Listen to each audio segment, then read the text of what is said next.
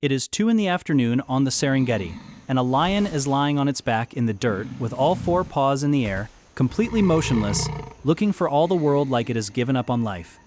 Most people who see this in a photo assume the animal is either dead or dying. It is neither. It is running one of the most sophisticated survival programs in the entire animal kingdom. And the position it has chosen, the time it has chosen, and the stillness it has chosen are not random at all. Every part of it is a calculation.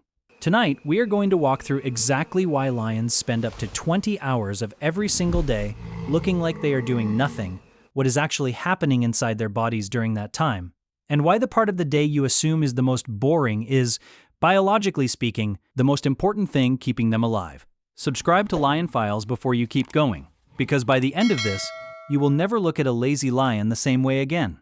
Let's start with a number that should not make sense. A lion in the wild can spend somewhere between 16 and 20 hours a day asleep, resting, or simply sitting still. That means an animal famous for being the most powerful predator on the African continent is, for the overwhelming majority of its existence, not predating on anything at all. If you watched a lion for a full week, you would likely see it hunt for a total of only a few hours across all 7 days combined. And here is the part that breaks the human intuition about this animal completely. That is not failure. That is the entire strategy. To understand why, you have to understand the brutal math of a single hunt. Researchers who have tracked lion hunting behavior across multiple ecosystems have found that even experienced lionesses succeed in roughly only 20 to 30% of their attempts. That means for every successful kill, there are 2 or 3 attempts that end in nothing. No food, no payoff, just a burned reserve of energy that has to be replaced from somewhere. A short, explosive sprint, chasing a zebra or a wildebeest is metabolically brutal. Muscles this size, moving at speed for even a few seconds, consume an enormous amount of stored energy.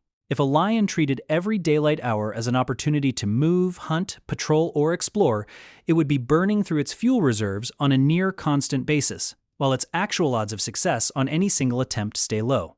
So evolution did something logical. It built an animal that spends almost the entire day doing nothing specifically so that, in the rare window when a hunt is actually worth attempting, there is a full tank of energy ready to spend in one explosive burst. Now here is where it gets stranger, and where that lion on its back with its paws in the air finally makes sense. This is not just about energy, it is about heat. Lions are not built to be active in the heat of an African afternoon, and the engineering problem they are solving is far more delicate than most people realize. Unlike humans, lions have very few sweat glands across most of their body. Their primary cooling system is panting, pulling air across the moist surfaces of the mouth and throat to evaporate moisture and shed heat, the same basic principle as a dog cooling down on a hot day. Researchers studying lion thermal biology in places like the Kalahari have estimated that a lion's comfortable temperature range sits somewhere between roughly 77 and 91 degrees Fahrenheit. Push much past that, and the body has to start working hard just to avoid overheating. According to researchers at the University of Minnesota's Lion Research Center, who have spent decades documenting lion behavior in the field, lions will actively shift their resting position throughout the day, specifically to stay out of direct sunlight, often piling into whatever shade is available, including the shade cast by other lions, or in areas with tourist or research vehicles present, the shade of a parked car. And that strange paws-up position is not an accident either. Lying on the back exposes the thin-skinned underside of the belly, an area with comparatively less insulation, allowing body heat to escape into the air far more efficiently than it could through the thick fur on a lion's back. A lion sprawled belly up in the shade is not surrendering to the heat. It is using its own body like a radiator, exposing exactly the surface that sheds warmth the fastest. This is also why almost all serious lion hunting happens at night, or right at the edges of dawn and dusk. The same researchers note that lions will pant heavily after exertion, after eating a large meal, or after extended exposure to direct sun, which means simply existing in full daylight heat already taxes the system before any hunting even begins. Cooler night air costs the body far less to move through, and a lion's eyes are built for exactly that advantage, with vision adapted to low light that gives it a significant edge over prey that cannot see nearly as well after dark. So the daylight hours are not wasted time. They are a forced recovery period, dictated as much by the African sun as by the animal's own metabolism. There is one more advantage to all that stillness that has nothing to do with heat or energy at all. It keeps the lion invisible to the very animals it will eventually need to hunt. A lion's coat is a sandy, tawny color that blends almost perfectly into dry grass and scrubland. But camouflage only works if the animal wearing it stays still. The moment a lion gets up and moves, it becomes a recognizable silhouette that prey species like zebra and wildebeest can spot and remember. By spending most of the day motionless in the shade, a resting lion effectively disappears from the landscape as far as nearby grazing animals are concerned.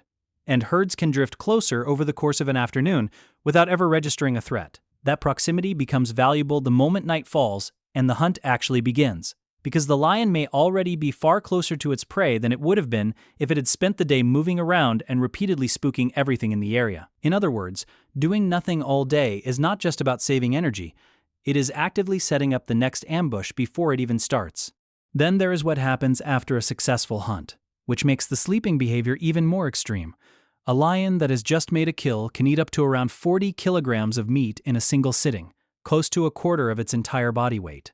Digesting a meal of that size is its own massive metabolic project. The body has to direct enormous resources toward breaking down and absorbing that much food at once, and that process itself generates internal heat, which is part of why researchers observe panting after a large meal even when the animal hasn't moved a muscle. After gorging like that, a lion may not need to eat again for several days, and for much of that time it will do almost nothing but lie in the shade while its body handles a workload most people never think about, turning one kill into the fuel that carries it through the next stretch of low-success hunting attempts.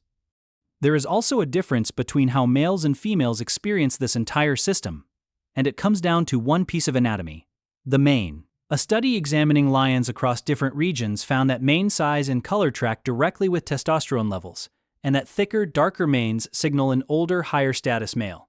But that same mane acts like a built-in coat that a lion can never take off. More hair means more trapped heat, and more trapped heat means a maned male hits his thermal limit faster than a lioness moving through the exact same conditions. Field observers have long noted that heavily manned males tire more quickly during a chase, and tend to need more recovery time afterward than their leaner, faster female counterparts. So when you see a big, dark-maned male sprawled in the shade, while 2 or 3 lionesses are still up and alert nearby, you are not necessarily watching a male being lazy while the females work. You may be watching the direct physical cost of carrying that intimidating mane in African heat, a cost that has to be paid in extra recovery time, almost like a tax on looking dominant.